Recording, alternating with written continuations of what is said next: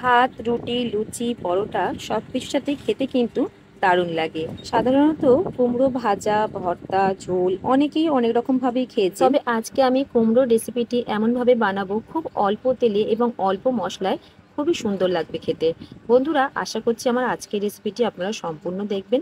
রেসিপিটি অবশ্যই আপনাদের ভালো লাগবে। তার আগে আমার পরিচয়টা দিয়ে দিই। নমস্কার বন্ধুরা, আমি অসীমাস কিচেনে আপনাদের আবারও একটি নতুন রেসিপিতে স্বাগত জানাই। নিরামিষ কুমড়ো এইভাবে বানালে যে কুমড়ো পছন্দ করে না সেও কিন্তু আঙুল চেটে খাবে।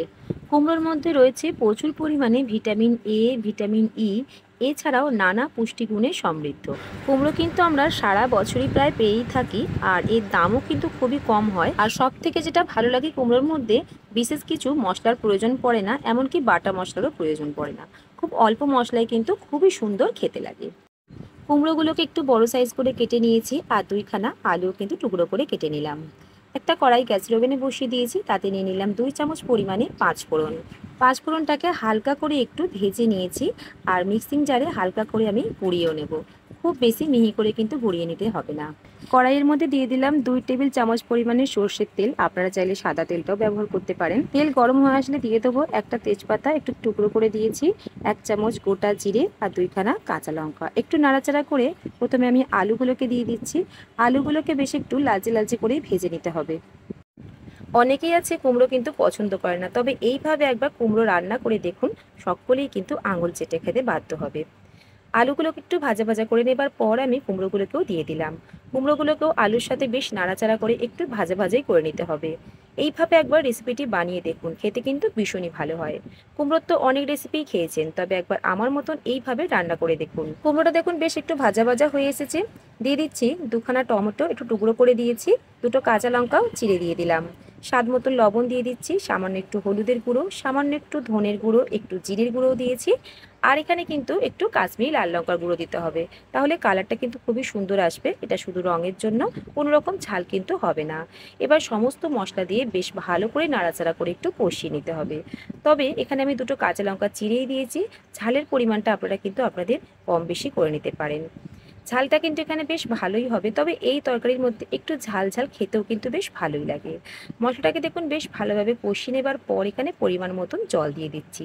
যতটা পরিমাণে জল দিলে আলুগুলো এবং কুমড়োটা ভালোভাবে সিদ্ধ হয়ে যায়। এখানে আমি ছোট বাটি 2 বাটি জল দিয়েছি। ভালো করে নাড়াচাড়া করে একবার মিশিয়ে নিচ্ছি। এবার ঢেকে আমি মিডিয়াম আঁচে রান্নাটা করে নেব, যতক্ষণ না পর্যন্ত আলু আর কুমড়োটা ভালোভাবে সিদ্ধ হয়ে যাচ্ছে। কুমড়োর তো অনেক রকমেরই রেসিপি খেয়েছেন, ভাজা, ভর্তা, এমনকি কুমড়োর ঝোলও কিন্তু খাওয়া যায়। তবে এইভাবে কিন্তু কুমড়োটা রান্না করে দেখুন, স্বাদ কিন্তু একবারে মুখে লেগে থাকবে। আলু আর কুমড়োটা দেখুন বেশ ভালোভাবে সিদ্ধও হয়ে গেছে, আর জলটাও কিন্তু অনেকটাই কমে এসেছে। বেশ একটু ভালো করে নাড়াচাড়া করে মাখো মাখো করে নিতে হবে। তবে কিন্তু খুব বেশি আমি এখানে ঝোল করব না, এটা কিন্তু মাখো মাখো তরকারিটাই হবে। আলুটা দেখুন বেশ ভালোভাবে সিদ্ধ হয়ে গেছে। যেহেতু কুমড়োর তরকারি একটু মিষ্টি মিষ্টি ভালো লাগে, সেই জন্য আমি এখানে 1 চামচ পরিমাণে চিনি দিয়ে দিলাম। ছোট চামচের 1 চামচ চিনি দিয়েছি। আর এই যে আমি পাঁচফোড়নটা আগে একটু ড্রাই রোস্ট করে রেখেছিলাম, সেটা কিন্তু হালকা করে গুঁড়িয়ে নিয়েছি। তা থেকে ছোট চামচের 1 চামচ পরিমাণে এখানে দিয়ে দিলাম। এবার ভালো করে নাড়াচাড়া করে মিশিয়ে নিচ্ছি। একবার এইভাবে তরকারিটা খেয়ে দেখুন, স্বাদ কিন্তু ভীষণ ভালো আসে। আর এই সময় যে এতটা সুন্দর একটা গন্ধ বের হচ্ছে তরকারি থেকে, আপনাদের বন্ধুরা কি বলবো। অবশ্যই কিন্তু আপনারা বাড়িতে একবার ট্রাই করবেন। নিরামিষ কুমড়োর তরকারিটা কিন্তু এখানে একেবারেই বন্ধুরা হয়ে গেছে। আমি একবার গ্যাসের আঁচটা অফ করে দিয়ে ঢেকে কিছুক্ষণের জন্য রেখে দেব, তাহলে ফ্লেভারটা কিন্তু বেশ ভালো লাগবে। বন্ধুরা, আমার আজকের রেসিপিটি আপনাদের কেমন লাগলো অবশ্যই কমেন্ট বক্সে জানাতে একেবারেও ভুলবেন না।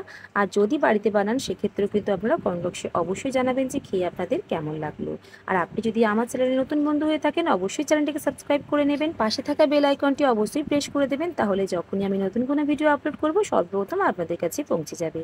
আর এই ভিডিওটি যদি আমার ফেসবুক পেজ থেকে আপনি দেখে থাকেন, পেজটিকে অবশ্যই ফলো করে নেবেন। আজকের মতন তাহলে আসি।